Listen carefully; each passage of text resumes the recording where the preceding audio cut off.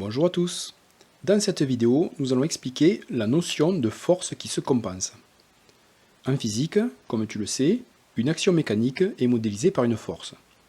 Cette force est représentée par un segment fléché, que l'on appelle un vecteur, comme le vecteur poids par exemple.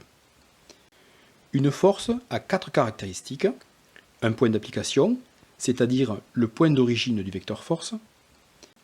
Une direction, c'est la droite qui porte la force.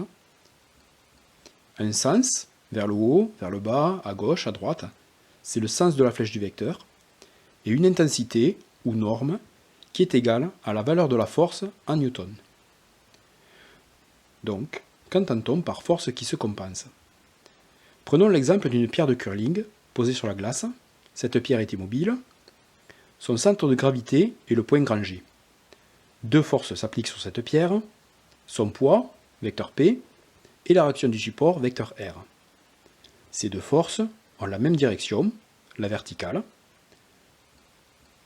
R est orienté vers le haut et P, le poids, vers le bas. Ces deux forces sont représentées par deux vecteurs dont la longueur est proportionnelle à l'intensité. Elles ont même direction, même longueur ou même intensité, mais des sens opposés. On dit que ces deux vecteurs sont opposés. Nous pouvons donc écrire vecteur P égale moins vecteur R. Ou encore, vecteur P plus vecteur R égale vecteur nul, le 0 avec la flèche dessus. On dit alors que ces deux forces se compensent. Donc ici, P et R se compensent, et de même, nous dirons que deux forces se compensent si elles ont même direction, même intensité ou même valeur, mais des sens opposés. Auquel cas, nous écrirons vecteur P plus vecteur R égale vecteur nul.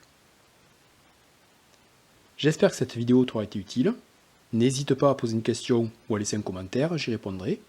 Et si tu veux recevoir les prochaines vidéos, pense à t'abonner. À bientôt!